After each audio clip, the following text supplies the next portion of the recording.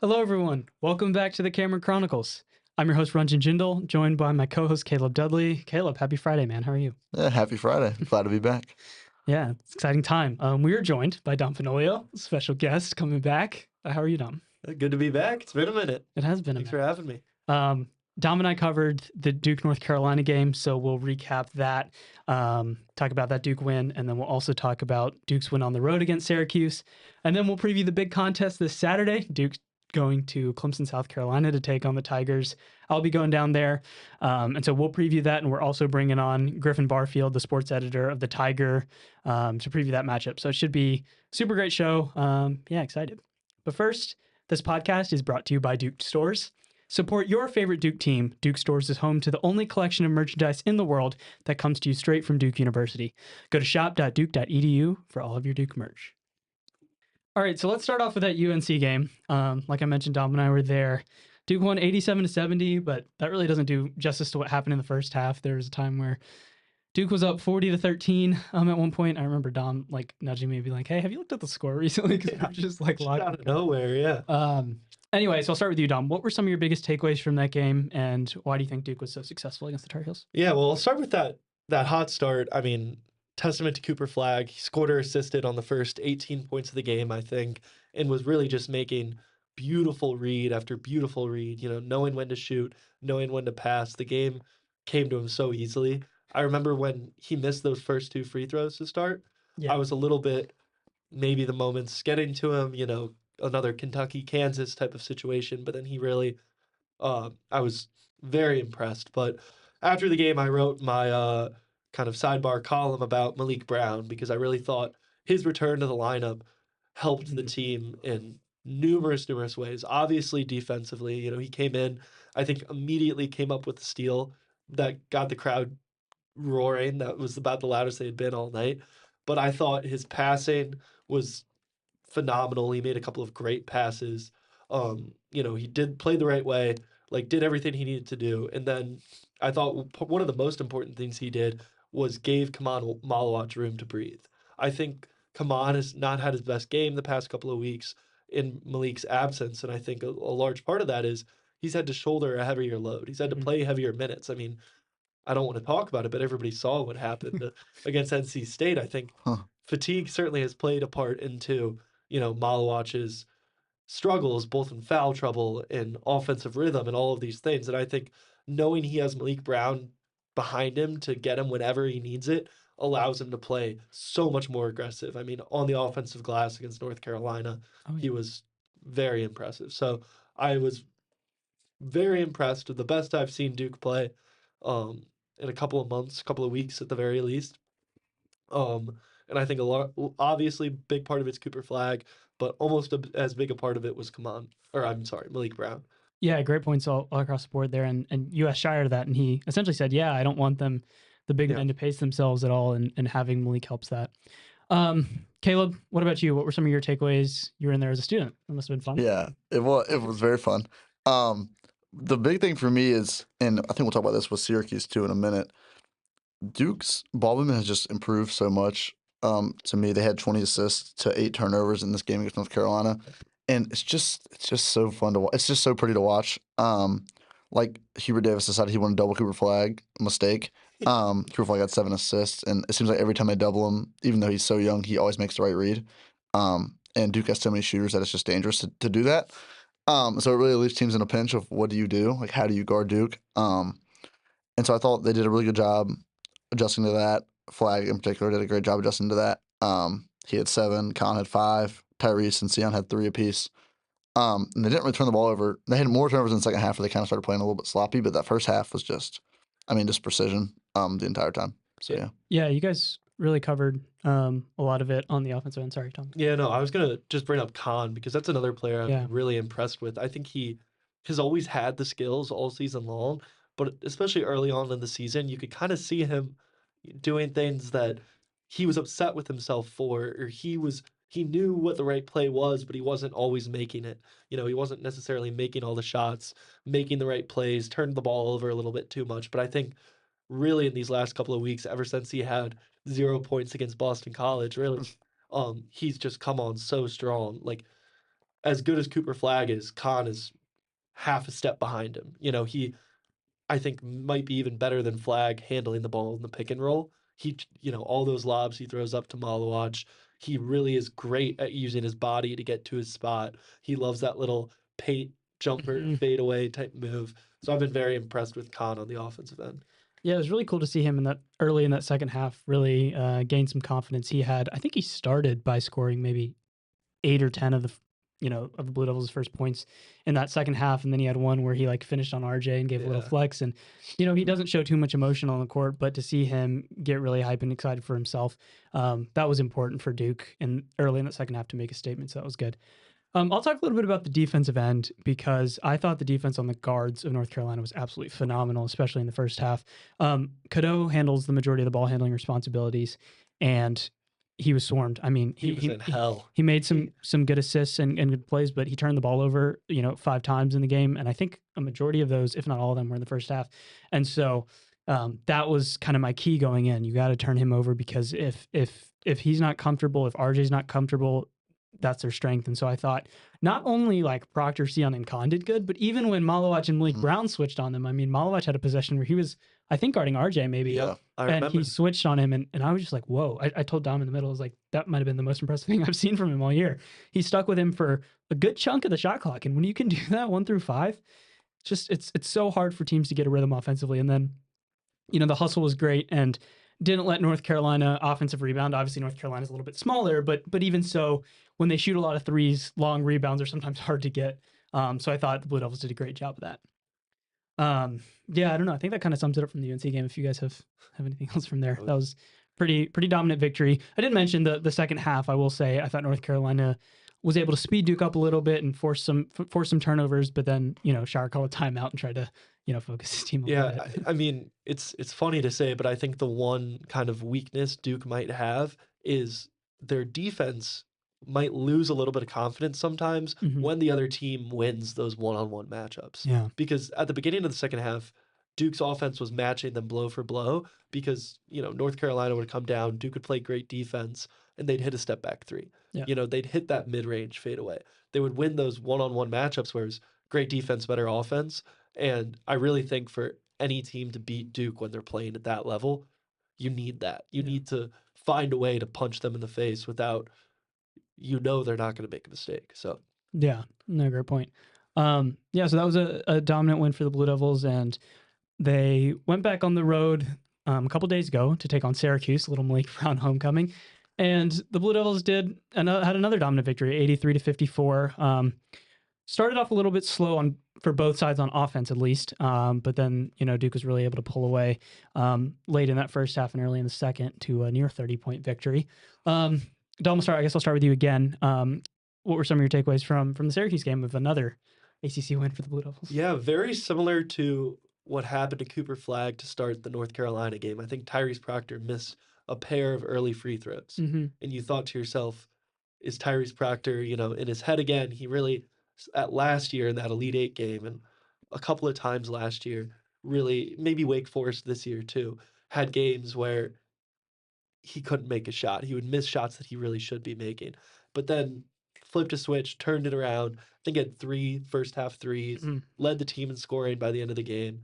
That's, I would say, the player I was most impressed with against Syracuse was Tyrese. Yeah, I mean, I think the big thing was, might have been Malik Brown's best game in a Duke uniform, and it's funny that it came against his former team. It just seems like when you watch him, he has 8 arms. I don't understand it. It's like you can't get the ball past him. It's unbelievable. But yeah, I thought it was good for Duke. Cooper Flagg didn't have to do too much. It was good to see, the Blue Devils move the ball without, having to rely on him that much. Obviously, I don't think Syracuse is a great defensive team or anything, but they had some pretty possessions moving the ball, and I think it was good just to get more minutes for Ngong, but Aaron Harrison. Isaiah Evans played 20 minutes, so that dunk he had. Yeah, the back-to-back dunks for Harrison Evans were pretty nice. I mean, yeah, business as usual for the Blue Devils. Yeah, and one of our writers, Josh, wrote a sidebar on kind of winning without Cooper Flagg having his best game, not best game, but scoring production-wise. He only shot 7 shots, which was his lowest since November. He was still efficient and scored 11 points and made an impact, but he did come out in extended periods early in the first half. Maybe there was some tiredness or something like that. But anyway, his minutes were less than they were normally. And so the other players were able to step up, like Proctor, like Sion James, like Con Knippel. And so that just kind of shows the depth of this team. One thing I am watching is, and I mentioned this a lot while watching the game, I think it's important to get Caleb Foster some more reps because I think a lot of people are forgetting. He's just so very clearly in his head right now and not all the way mentally there, which, it happens. But it was good to see him get a couple baskets against Syracuse. I don't remember. I guess he finished with six, but 3 or 5 from the field. He hasn't scored that many since Miami, which he scored 9, and then he's had a bunch of 0 games. So that can really do a lot to your mental confidence. So getting a few buckets and a couple assists and rebounds were nice for him.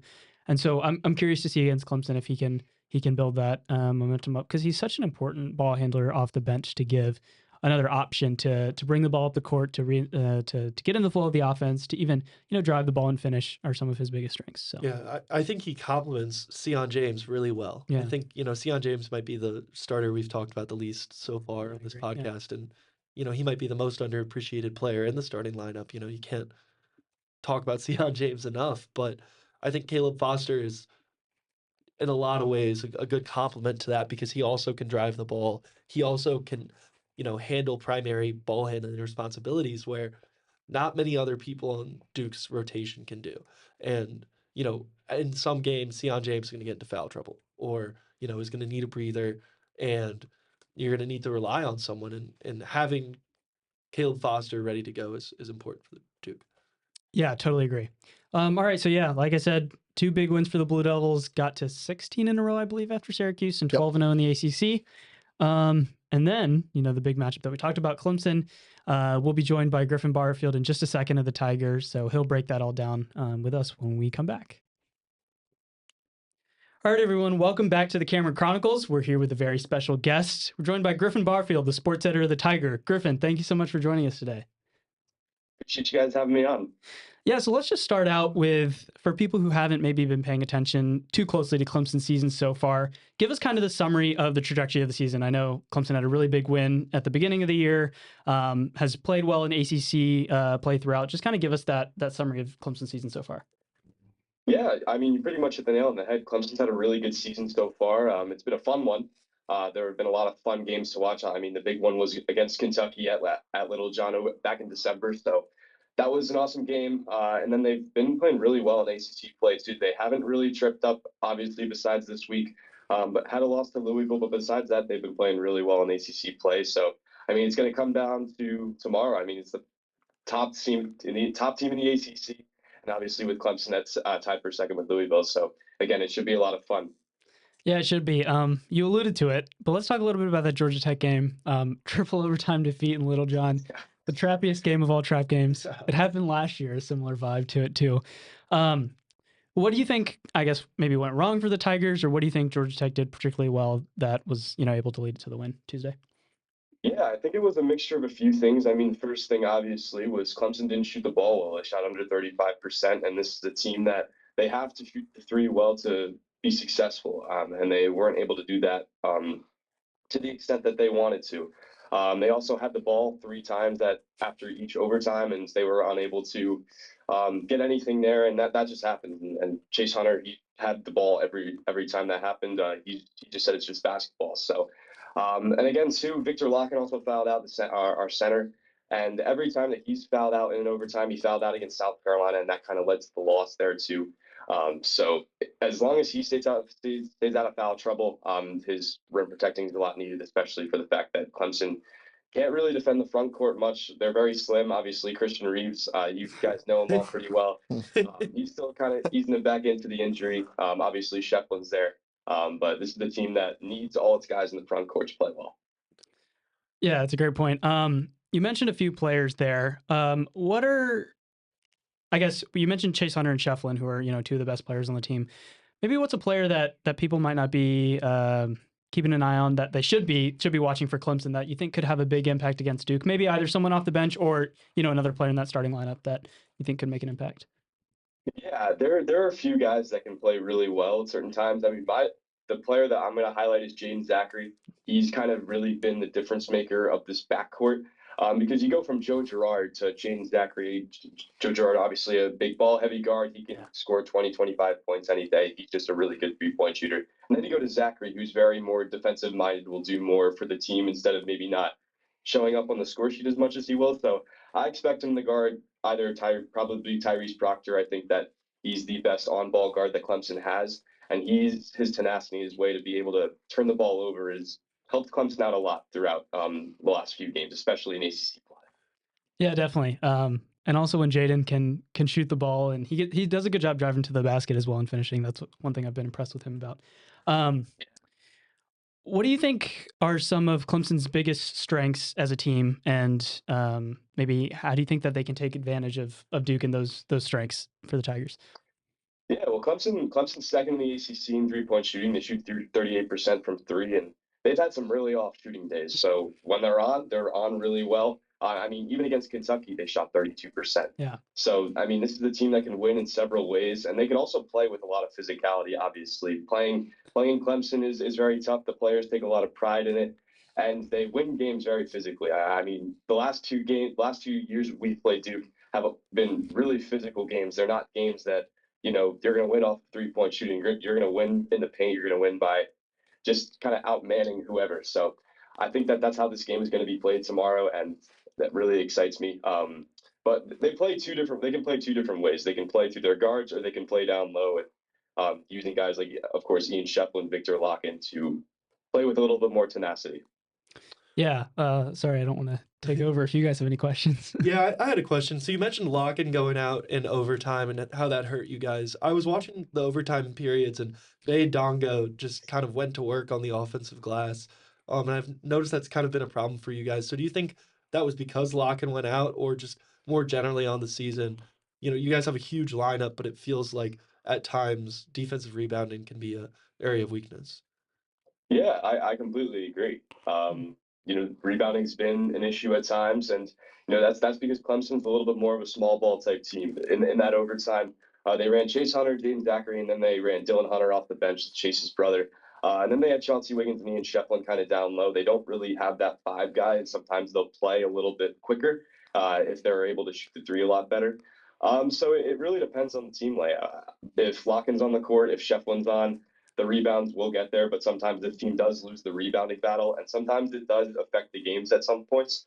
But again, if you're able to shoot the 3 really well, again, this kind of alluding to how different types of ways this team can win, then they'll play small ball and kind of shoot the 3. But it really depends on how Duke shows up. The Duke's one of the better defending. Any team that averages under 60 points per game for their opponents is a really good defensive team.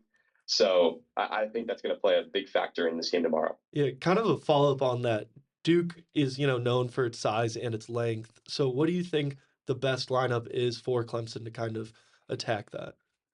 Yeah, so I think that you're going to play big. Our starting 5 all year has been Chase Hunter and Jaden Zachary as the guards. And then they go Chauncey Wiggins, Ian Shefflin, and Victor Locken. I think that's how you're going to have to go up with it. Because, I mean, like you said, Duke is a very big team, and their height can prove a lot of struggles in this Clemson team. It's all going to be about, Con Knaple's 6'7", correct? On a good day. Yeah. Yeah. Yeah. Yeah, I mean, it's a tough team. You gotta defend Con Knable, who's probably one of the better 3-point shooting draft prospects next year. We haven't talked about Cooper Flagg yet. Who's that guy? I can't believe that he's a freshman just watching what he does. And then they have a Malolak down low. So again, I think you have to play big against this team. I don't think that small ball is going to work. I think that Duke would just outwork them on the glass. Yeah, what do you think? Obviously, you talk about foul trouble with Locken and Shefflin. Do you see that being a problem? Cooper Flagg draws more fouls than just about anybody in the ACC. Do you see that being a big problem for Clemson on Saturday? Yeah, I think that it could be. Obviously, Clemson's a very physical team, so that is always in the cards. And I don't know about you guys. I expect this game to be close, so foul trouble could play a little bit of a factor in this game.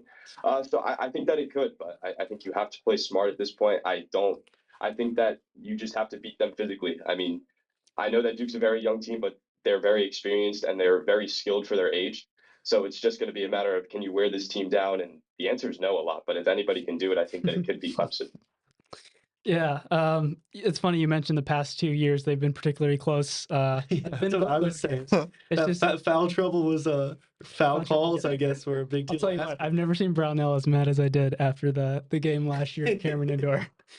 Oh my, yeah, that was the first time I went to Cameron Indoor. I was on crazy. press row right next to it. I was like, that was a wow, yeah. Off the suit, I was like, come on, Brad, fire me up. Wow, showing your true colors. Yeah, sorry. I guess I have to say, this is a team I've watched my whole life. I grew up a Clemson fan. I was telling Griffin that my dad went there, but these guys know that I read Clemson. I try to get them in touch with Clemson basketball, you know?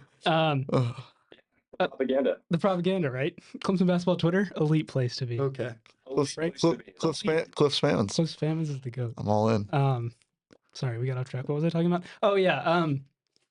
I guess I don't want to put you on the spot too much here, but what do you think is going to happen in the game? You think it was going to be, you mentioned it was going to be close. Do you have a prediction for us? Yeah. Yeah. I mean, this is a big week, obviously, for Clemson. I mean, Super Bowl is Sunday. You have Duke tomorrow, and then you have UNC on Monday. Yeah. So this is a really fun weekend. I know a bunch of my friends, a bunch of people I know are getting to the stadium at 7, 8 a.m. tomorrow morning to camp out. So I think it's going to be one of the best atmospheres that I've had at Clemson so far, especially for a Duke team that I think that is one of the best teams in the country. I think it's Auburn and then Duke 1A, 1B currently. But I think that this Clemson team matches up well. I do think the Georgia Tech loss is going to play a big factor in this game. I think that if Clemson won that game on Tuesday, I think that they would come in here with a lot more momentum.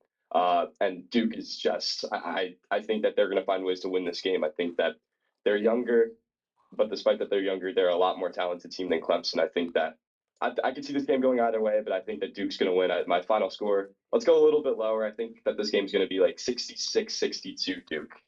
I like it. Yeah, that would be fun. should be a fun game. Yeah. The environment should be fun. Little John should be rocking. Yeah, I don't know. Do you guys have anything else? No. All right. Looking forward to it. Yeah, Griffin, thank you so much for coming on. I really appreciate this, and you're great. Looking forward to meeting you tomorrow in person, hopefully. So. Yeah, me as well. I appreciate you guys having me on. Should be a fun game tomorrow. Awesome. Well, that was Griffin Barfield of the Tiger. All right, so let's break down that matchup with the three of us. Like I mentioned, it is tomorrow or Saturday, depending on when you listen to this, at 6:30 p.m. Dick Vitale, Dickie V's coming back, calling his first game in a few years, so that's great to see. Marquee matchup on ESPN. I'll start with you guys. Anyone can go first. What are you kind of looking out for Duke? What does Duke need to do to take down the Tigers and stay undefeated in the ACC? Yeah, I can go. I think Griffin hit on it too. I think it'll be really interesting to see kind of what happens down low. I'm interested to see if the refs kind of let him play or if Cooper Flag's going to be able to draw the volume of fouls he's been able to draw. Duke obviously, or not Duke, sorry. Clemson lacks a lot of front court depth behind Shefflin and Locken, and I think if one of them gets in foul trouble, it could get ugly pretty fast. And I think it'll definitely be a point of emphasis for Duke's definitely going to try to drive the ball down there after seeing what happened. Was that Tuesday against Georgia Tech? I'm also interested to see on that same kind of vein, Duke has kind of been experimenting some with like two big lineups. You see Malik and Malawach play together sometimes.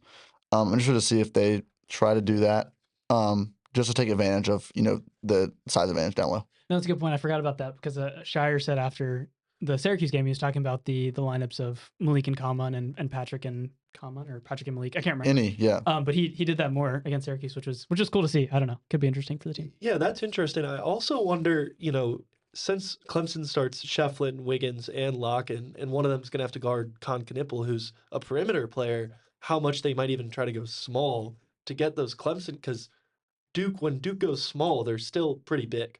Obviously, if Shefflin's on Knippel, that's a mismatch for Clemson. They'll try to work the ball inside, but it's also a mismatch for Duke because how Shefflin will have a hard time keeping up with Knippel, and I think, Knippel and Flag are both going to be guarded by players not used to playing perimeter defense, and Cooper Flag draws a lot of fouls away from the basket too, and so does Con Knippel. So it'll be interesting to see how hand checks, things like that, are officiated. I expect the refs to let a lot of that go, but if they don't, then that could spell pretty immediate trouble for Clemson, I think. Definitely. And you're right. That's going to be the matchup on both sides. That could be a mismatch both ways. One thing I forgot to ask Griffin about is Miles Foster. So he's going to probably play extended minutes for Clemson this game. He's 6'7", 245, kind of a big guy inside that that plays bigger than he is. And I think Brownell might play him more because of Duke's size if he can be someone who can guard either, Flag or someone to spell Shefflin, who I assume will start on him. But Chauncey Wiggins has been so on the defensive end. He's tall and long offensively, but he's needing to play a big game. The one thing I'm looking for, I think this is going to be the stat that'll just decide the game, is when Duke is on offense, who gets the rebounds. Clemson is 219th in the country on allowing opposing offensive rebounds, and that was a big factor against Georgia Tech and some other games. So I think if Duke gets up to 27, 28% to 30% of those offensive rebounds, I think it's over. I think Duke wins. But Clemson's giving up 30.6% right now. Wow.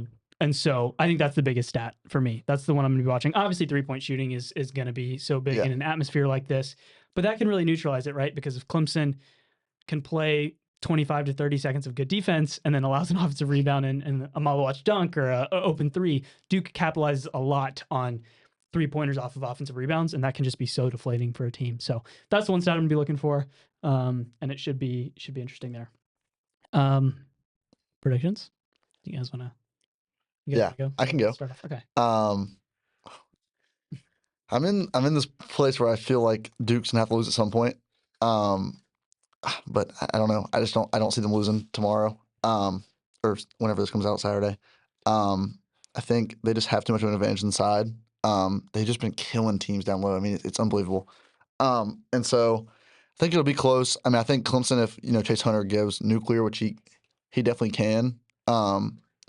But if Duke's at full strength, they miss Gillis on Wednesday. But I'm assuming he'll be back. I think he was just sick, right? Yeah, I was just asking Tom about that. It was an illness, but I haven't gotten any. I would assume maybe he'd be back. But even if not, I think they have enough size to take advantage and barring any kind of Chase Hunter 40 piece. I think Duke gets it done. I'll say 68-61 Duke. All right. Yeah, I agree with everything Caleb said. I do think Chase Hunter, if Clemson's going to win the game, Chase Hunter's going to need to carry a lot of that load. And I think the problem for Clemson is if Chase Hunter's that guy on offense who's taking 20-plus shots, then as talented as Duke's front court is, Chase Hunter's going to have a hard time putting in that same effort on defense. That's just a lot to expect out of a player. And I think Duke's offense has really come together these last couple of games, and I think Clemson, frankly, might have a hard time slowing them down. I think the game will be very close. I have it a little higher than Caleb, 75-71 Duke. Yeah, I tend to agree. I think the biggest indicator maybe of how this game is going to go is if you look at how Clemson did on the road at Louisville, played a team with a lot of defensive length, similar to Duke, and could never really find its footing offensively. Part of that was, being on the road and stuff like that. But it's difficult to play against this team. And even Chase Hunter, right? You probably put even if you put Sion or Proctor on him, right? He's going to have to work for his shots. He's one of the most talented scorers in the ACC, but still, look what they did to RJ. And so it's going to make every single player work. I think this is going to be the toughest team that Duke's going to have to play. Brownell is going to bring his team and make them ready for this game because I trust Brownell wholeheartedly as a coach. But I think, just matchup wise, it's most hard for me to coach see. in the ACC. Yeah, he really is. And we mentioned this on the podcast, but Brownell is not going to forget what happened last year and how he felt about the end of that. And look, Clemson has not scared of the matchup against Duke. Beat Duke 2 years ago, but like I said, I think Duke's length is going to win it in a close game. I'm going to say 74-68 type of vibe, 74-69. What did you say? Did you say something? I said 75-71. Oh, okay. It's all about the same. All the close games are about the same. Yeah. Yeah, it's all about the same. But I think for Clemson to win, 3-point shooting above 35%, and then offensive rebound percent below 27. So if you were keeping an eye on the numbers, watch those two. Yep. And if Clemson does above both of them, I think they can win. I don't know. It should be fun. Anything else you guys have to say? I think it'll be fun. I think it's frankly Duke's toughest game left on the schedule. So it'll be interesting to see how they handle that. I'm trying to think. Toughest, maybe not Tucson, but toughest road environment they definitely had in the ACC, I would think. So I think it'll be a good one. Yeah, I agree. All right. Well, check out all of our content on the website. We'll have our predictions for the game.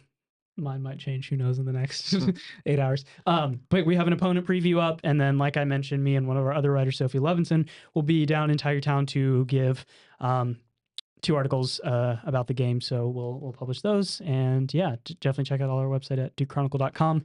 Thank you so much for listening. Enjoy your weekend. And we'll be back to recap that. For Caleb Dudley, I'm Ranjan Jindal. This has been the Cameron Chronicles.